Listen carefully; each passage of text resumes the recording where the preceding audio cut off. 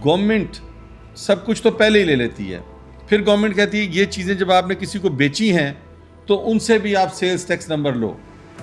पाकिस्तान का कल्चर ऐसा है कि लोग सेल्स टैक्स नंबर नहीं देते सर, डरते हैं ना, हमारे मुश्किलात पैदा हो जाती हैं। बिल्कुल सर। लोग फैक्ट्रियां खोलने के बजाय जिनकी हैं वो बंद करके बाहर भागे जा रहे हैं, स्टाफ को भी निकाली जा रहे हैं और अपने कारोबार भी यहाँ से। एक जगह पर सारे टैक्सेस को इकट्ठा कर दूंगा सर जितने टैक्सेस हैं सर एक मद में ले लिए जाएं, उसके बाद बिजनेस कम्युनिटी को तंग ना किया जाए। सर अस्सलाम वालेकुम नाजरीन, पब्लिक इंटरेस्ट में खुशामदीद। मैं हूं आपका मेज़बान ज़फ़र इकबाल और आप देख रहे हैं ज़फ़र जोन। आज हमारे साथ मौजूद हैं चैम्बर ऑफ कॉमर्स के नायब प्रेसिडेंट जनाब खुर्रम लोधी साहब।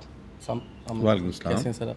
खैरियत से हैं? वो शख्सियत जो सनत और तिजारत की सिमत तय करती है। आइए जानते हैं इनके विजन, तजर्बे और लाहौर की कारोबारी मुस्तकबिल के बारे में। सर सबसे पहला सवाल, चैम्बर ऑफ कॉमर्स का सफ़र कैसे शुरू हुआ? देखिए जी, जब मैंने अपना बिज़नेस शुरू किया तो मैंने सबसे पहले एनटीएन लिया। एनटीएन के बाद जो दूसरा कारोबारी आपकी शनाख्त होती है वो लाहौर चैम्बर ऑफ कॉमर्स की मेंबरशिप होती है। उसके बाद मैंने अपनी मार्केट से एक इलेक्शन जीता, जिसकी बुनियाद पर फिर मुझे लाहौर चैम्बर ऑफ कॉमर्स का टिकट पीबीजी ग्रुप से ऑफ़र हुआ। अल्लाह के फजल से फिर हमने पीपीपी अलायंस से इलेक्शन लड़ा और अल्लाह ताला ने हमें कामयाबी से हमकिनार किया। ये मैंने मुख्तसर लफ्ज़ों में आपको बताई बात। सर नायब सदर की हैसियत से आपकी बुनियादी तरजीहात और मिशन क्या है? देखिए जी, हमारी बुनियादी तरजीहात और मिशन ये है कि बिज़नेस कम्युनिटी को जो प्रॉब्लम्स हैं उनको हल किया जाए, क्योंकि लाहौर चैम्बर ऑफ कॉमर्स और गवर्नमेंट ताजर बरादरी के दरमियान एक ब्रिज है। हम जो लोगों को मसाइल होते हैं, जो कारोबारी तबके को मसाइल होते हैं, वह उससे हम हुकूमत के जो लोग पॉलिसी मेकिंग करते हैं उन तक पहुंचाते हैं और कोशिश करते हैं कि उसको ऐसे तरीके से सॉल्व किया जाए।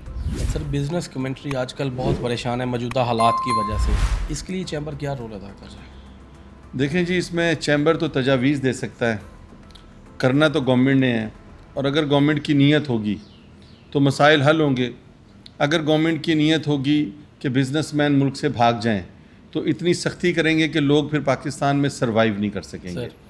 उसका एक आसान हल ये है कि गवर्नमेंट ऐसी पॉलिसीज़ बनाए, ऐसा टैक्स का निज़ाम बनाए कि जिससे लोग खौफ महसूस ना करें।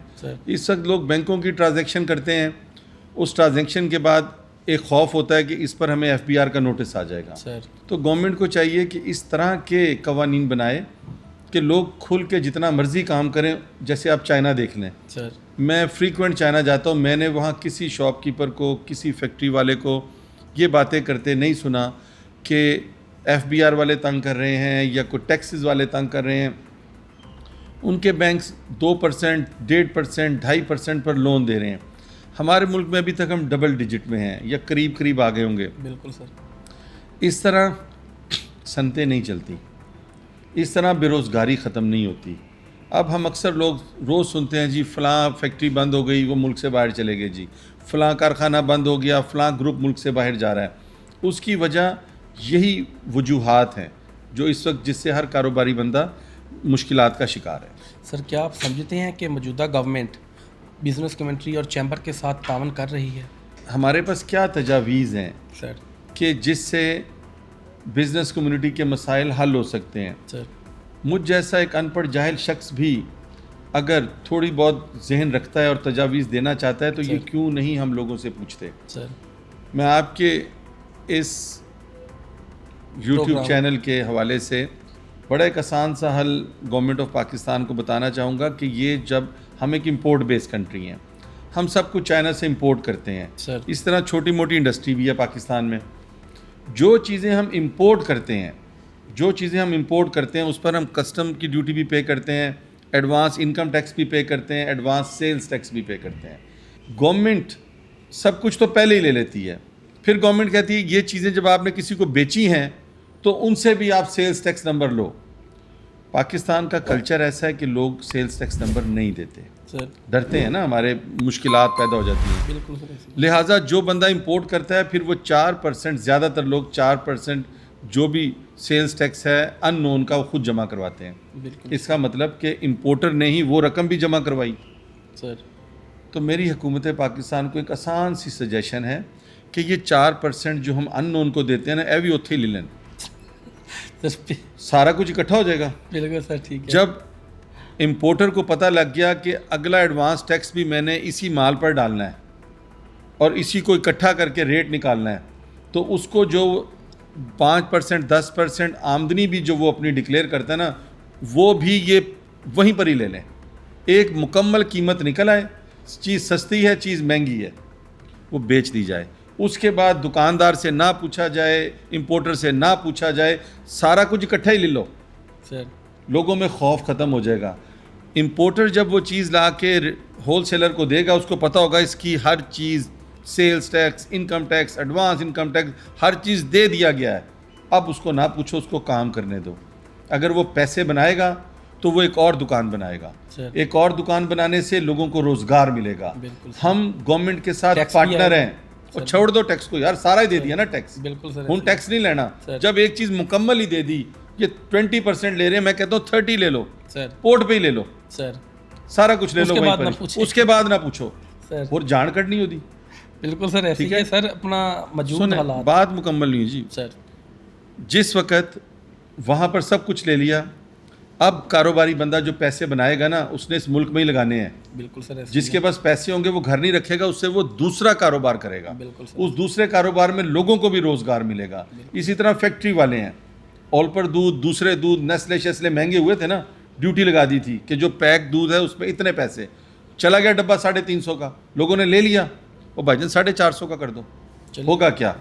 उसके बाद फिर तंग ना करो ना उस फैक्ट्री वाले को, ना उस बेचने वाले को, ना आवाम को, बिकने दो चीज़। फैक्ट्री वाला पैसा बनाएगा ना भाई, तो वो दूसरी फैक्ट्री लगाएगा, उसको माहौल साजगार मिलेगा। सर एक दफ़ा रेट निकाल लें। इतने डिपार्टमेंट हैं, इतने टैक्सेस की मद में पैसे लिए जाते हैं कि अगर बंदा कोई फैक्ट्री लगाता है तो 15 इदारे उसको बंद कराने का जोर लगा रहे होते हैं कि इसको बंद कैसे कराना है, नहीं तो हमें खराज दो।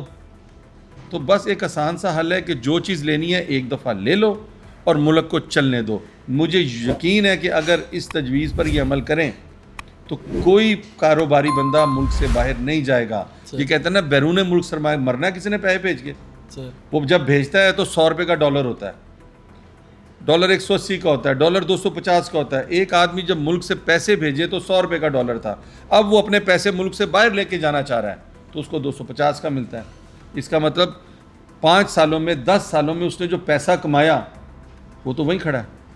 लाया था तो 100 का था, जा रहा है तो 250 का है। बिल्कुल तो सर कैसे बैरूनी सरमाया का? सर मौजूदा हालात में लोग फैक्ट्रियां खोलने के बजाय जिनकी हैं वो बंद करके बाहर भागे जा रहे हैं। यहाँ पे मुख्तलिफ ब्रांड्स हैं, यू नो डैट के काफ़ी मतलब ऐसे ब्रांड हैं जो अपने स्टाफ को भी निकाली जा रहे हैं और अपने कारोबार भी यहाँ से पैकअप कर। यही बताया ना, खौफ ख़त्म कर दें। मुशर्रफ दौर में खौफ ख़त्म किया गया था। बिल्कुल मुशर्रफ दौर में मैं कहता हूँ एकदम खुशहाली आ गई थी। बिल्कुल सर। लोगों से मत पूछो पैसा कहाँ से आया, वरना लोग भी पूछणगे तुहाडे कोल पैसा कित्थों आया। सर ठीक है, लोगों से मत पूछो पैसा कहाँ से आया, लोगों को काम करने दो, एक दफ़ा करने तो दो। 25 करोड़ की आबादी का मुल्क है, लोगों को नौकरियाँ नहीं मिल रही, बिजनेस कम्युनिटी इनकी पार्टनर है नौकरियाँ देने में, वो सर तुझे साढ़ा ही रगड़ा लांडे हो।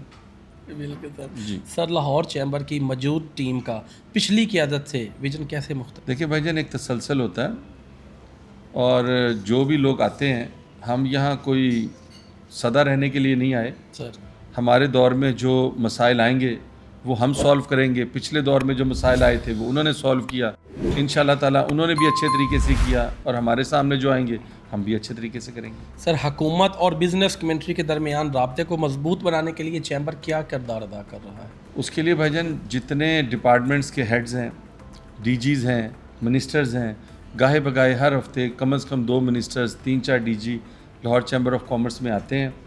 हम उनको अपने मसाइल बताते हैं और अल्लाह के फजल से जो मसले मसाइल हम अपने तौर पर उन्हें बताते हैं वो अच्छे तरीके से हल किए जाते हैं। पिछले दिनों में सर वफाकी वज़ीर रेलवे हनीफ अब्बासी साहब भी यहाँ तशरीफ़ लाए, आपके चैम्बर का विज़िट किया, आपने अपने तहफ़्फ़ुज़ात से उनको आगाह किया? सर जी भाईजान, उनको तहफ़्फ़ुज़ात से आगाह किया, बल्कि कोई भी मिनिस्टर आए वो पाकिस्तानी है ना सर, वो भी रोज़ ख़बरें देखते हैं, वो भी अखबार पढ़ते हैं। बिल्कुल सर, ऐसे पता सबको है। इंशाल्लाह ताला जिस दिन हमारे मिनिस्टर्स, हमारे मुल्क को चलाने वाले लोग ये नीयत कर लेंगे कि मुल्क को इस बहरान से निकालना है और सादा लॉ लोगों को लाएंगे, ज़्यादा पढ़े लिखे ना लाएं, उन लोगों को लाएं जो अवामी हैं, जो लोगों में उठते बैठते हैं, जिन्हें लोगों के मसाइल पता है, जिसका पेट पहले ही भरा हुआ है भाई, उन्हों की पता भूखा किवें भूख नाल किवें रात गुजारी दी। बिल्कुल सर महंगाई, टैक्स पॉलिसी, बिजली की बिलों जैसे मसाइल पे चैम्बर का क्या मौक़िफ़ है?